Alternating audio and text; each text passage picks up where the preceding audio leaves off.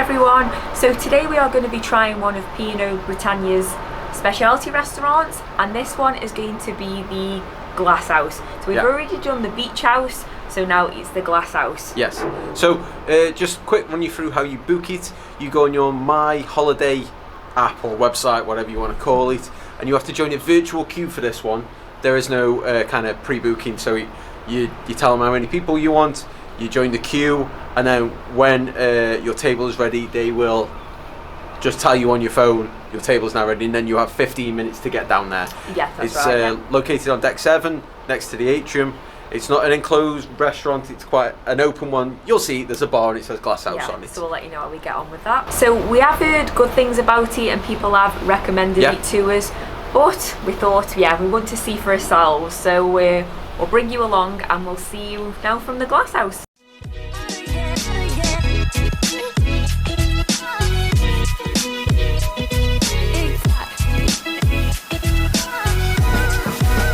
Right, we just sat down now.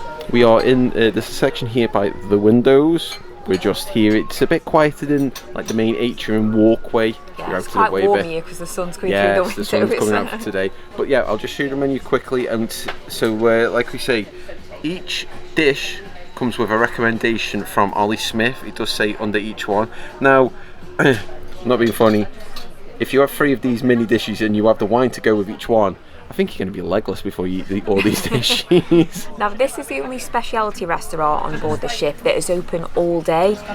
I can't remember exactly, I've just had to careful, we've left the Horizon magazine in the room and it tells you on there. I'm pretty sure it opens at 11 AM till 11 PM, so it is open all day. I'll put the exact times on below now, but I'm pretty sure that is. And it's the same menu all throughout that day. It's the same, it's a lunch and kind of dinner menu, doesn't change. You don't get like a breakfast menu because you come in at 11 AM, so if you want steak at 11 AM, go for it, you're on holiday. We'll explain the menu a bit better. They have the mini and mighty section.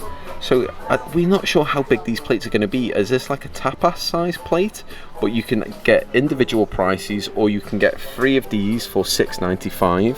And then they have the big and bold section where it's either you can pick banquets for 2. So I think there's like a steak one and a fish one, or you can have just steaks, or they've got fish and chips on this menu and other items there. And then the desserts are 3-piece sweets. It says a trio for $4.95. I'm guessing if you have the British retro, you get the walnut whip, the wagon wheel, and the Arctic roll as your trio, or you can have individual ones for £2.25 each. Or you can have a cheese plate there, which is for 2 people, which is £5.50, and it actually comes with some of Alex James's cheese. And funny enough, he did a talk whilst we were on this cruise. Is that kind of the deal, that he gets like a payment for the talk and then they have to use his cheese in one of the restaurants, do you think? Maybe. And if you don't know who Alex James is, he was the bass player in Blur, and he now has a farm and makes his own cheese. There you go. So if you are into your wines, it's a huge wine list, because wait for it, that's all of that as well. So there's plenty to choose from. It doesn't seem like it goes as like a starter, main course and a dessert. We're guessing like the mini and mighty dishes are more like a tapas style.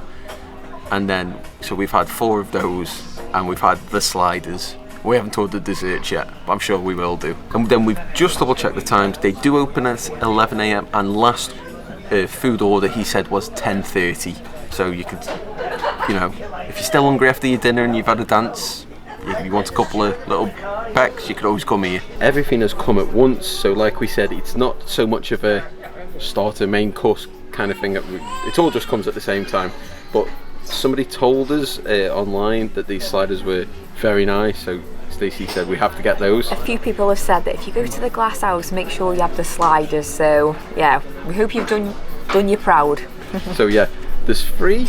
We've got a lamb with tzatziki sauce, there's a pulled beef, and I can't remember what that comes with, and then there's a chicken thigh with avocado, which Stacey wants the chicken thigh because Stacey's not much for lamb, so I'm stuck with this one while she gets this one, and this looks delicious. Because I'm trying the chicken one. So is it chicken thigh? I never noticed that. Right, okay. Chicken looks like really crispy.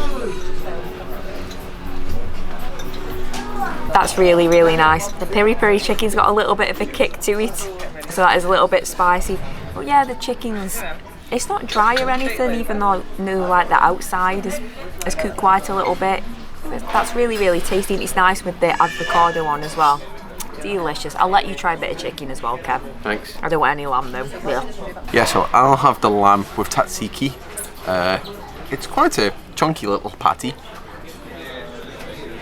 Okay, so that is a very deceiving patty. It's very big. It's like it looks like it would have been very small on the bun, but once you bite into it, it's massive. Now, I aren't much for lamb either, but if I was blindfolded and you just had normal cheese on that tzatziki sauce, just think it was a beef burger, so it's not too like strong of a lammy, gamey taste. Yeah, it's really nice, and it's cooked nice as well. It's not dry at all. So this is the pulled beef burger now with apple smoked cheddar and a truffle mayonnaise. That beef is really, really nice. It's really tender.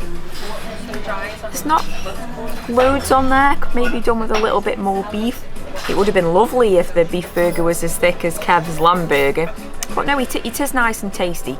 The truffle mayonnaise is nice. I'm going to try the hot smoked salmon Scotch egg, because I love Scotch eggs and I love salmon. So one thing, personal preference, straight off, I wish the yolk was a little bit more runny, but that's just me. Everyone's different with eggs. I really like that. I like hot smoked salmon, and it's really crispy, but it's not greasy, and it doesn't come with like a sauce. It comes with a bit of apple and celeriac coleslaw. Only like a tiny bit though, so I'll try it with a little bit of that on. And also it comes with Sicilian capers, so we'll see if that helps. The slaw does help a little bit. It just gives it a creamier consistency, which that's personal preference again. I like. I could eat 12 of these. Maybe we should order some more of these. So next up we've got the popcorn chicken. Now, I don't know about you, but when I think of like popcorn chicken, I think of like the tiny chicken balls. So this is quite a big piece there. At first I thought it was a chicken wing, which I don't think it is. So that comes with a sticky Korean sauce and a kimchi slaw. I'm going to try it without first of all. It looks like a panko breadcrumb. That breadcrumb is really, really nice. I love like a panko breadcrumb. The chicken is very, very, very juicy, not dry at all. That's really nice. I'm going to try it now with a bit of the sauce and the slaw. There we go. Let's see if the sauce and slaw makes a difference. Gives it a bit of a kick to it. It's like pickled as well. Yeah, it's kimchi. Oh, is that what? Yeah, it's right, okay. Korean like pickled fermented cabbage.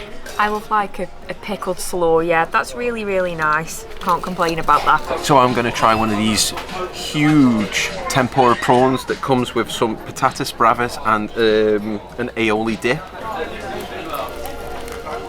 As always, we've not had a bad prawn on this ship, and this is exactly the same as the rest. It's massive and it's nice. It's cooked just right. It's still like juicy. It's got that nice snap. It's not rubbery at all.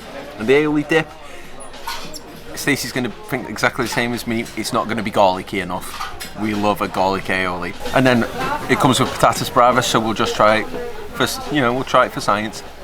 Oh, they're nice. They've got like a tomatoey, little bit of a chili heat kick at the back. Go nice with that. We did have some fries as well that came with the sliders, but to be honest, do we really need to sample a fry? You all know what fries taste like. They're just standard fries. Yeah. So next up we've got a curry seared scallop with a mango salsa. This smells really, really delicious, and just cutting into it, it was very soft. It didn't feel rubbery or anything. Bit of a twist there with the curry on, but it's very, very nice. The fish is very soft, very juicy, very meaty. So like Kev said before about the prawns, we've had prawns on other nights in other places and they've been really, really nice. And I'm just going to say, I think the fish in general on the P&O Britannia has been really, really nice. We had lobster one evening and that was delicious. I've had like the haddock. It's just been really, really nice. So well done, P&O, you've got the fish to perfection. So we've finished all that off now. We've just realised two issues, nothing to do with the food or the service. One is because it's in the atrium and it's open so late. If you're coming for like a nice, quiet meal, there will be stuff going on in the atrium, so that could maybe be loud. And the second one is that there is a bit of a breeze. Now we're on deck 7, there is a gangway on deck 5 and deck 6 just below, and it's a bit cool. If you were in the Caribbean or the Med in the summer, you wouldn't mind that breeze. But we're in Bruges in April, so it's a little bit on the cooler side. So these are maybe things to think about. Desserts have come. We had the British Retro Trio. We'll start off here. This is a chocolate sponge and cherry ice cream Arctic roll. This is a strawberry and elderflower wagging wheel, and then this one is a I think it was a candied walnut topped walnut whip. So they all look delicious. Right, so I'm going to try the Arctic roll. Now this does look delicious because I love cherries, and there looks quite a lot of cherries in the ice cream, and there's also 2 big cherries, a piece each as well. So I'm lucky because Stacey doesn't really like cherries, so I get them as well. It's like them cherries. They aren't the candied cherries what you have in like Christmas cake. It's like the ones that you get at the bars, you know, that have been like in a syrup. So I'm going to try the wagon wheel. This is like really nostalgic to me because as a child, me Nana and Grandad always had a tin of biscuits in for the grandkids, and there was always wagon wheels in there, and that's what I always went for. So it's not like a standard wagon wheel that you get from like the supermarkets that I was just on about.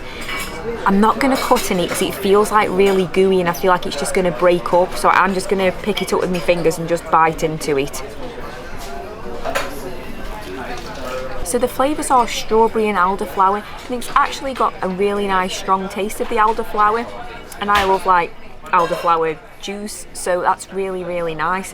And it's not dry, and like I said about the old wagon wheels that we get in the supermarkets, they're thinner and they're really crunchy, aren't they? So I definitely couldn't have cut that. It's just really gooey and really nice. The marshmallow's really soft in there. I really, really like this. Right, so I'm going to try the walnut whip now while the captain does his announcements. I've cut into it, and straight away it's not like a normal walnut whip. To me, it's very messy. Seems like a cheesecake inside. It's not like a marshmallow. It's not like the ones we all have in a stocking at Christmas. Yeah, that's a bit weird when you think it's just like chocolate covered cheesecake. It's not. It's definitely not a walnut whip. Please tell me it's at least got a walnut on it, has it? We've got little pieces of walnut. Okay. But it's like a walnut cheesecake whip. I mean, don't get me wrong, it's still nice if you like cheesecake, but if you love walnut whips, it's not a walnut whip. Right, all done, all demolished. Everything was really nice. I was going to say, thoroughly enjoyed it. It's definitely a great one for if you want to broaden your horizons and get out of your comfort zone and have some small dishes and try something that you haven't tried before. I think it's a great one for that. Or you just in general, you love your food and you can't pick one specific thing and you just want to try lots of different things. It essentially is a tapas place, isn't it really? Pretty much. Or if you're from the UK and you like a picky tea. A picky tea, yeah. It's great for a picky tea. Bill's come now, it came to $26.60. So not bad at all when you think we've had how many little plates? I've lost track. 4, 5 of the 7 if you class each burger. So we've had 7 little tapasy bits and 3 puddings and a can of Coke each as well. So not bad really, is it? Especially if you just want to try different things. Yeah, so really enjoyed it. Highly recommend it if you're coming on the P&O Britannia. So leave us a comment. Have you been to the Glass House? Maybe on this one, or if they've got it on any of the other ships, did you enjoy it? And what was your favourite little bite or big bold bite, whatever they called it? Which was your favourite dish? While you're at it, might as well hit that like button and give us a subscribe while you're at it, so you can watch all our other great cruise content that we've got coming up soon. So as always, thanks for watching guys, and we'll see you next time. Bye.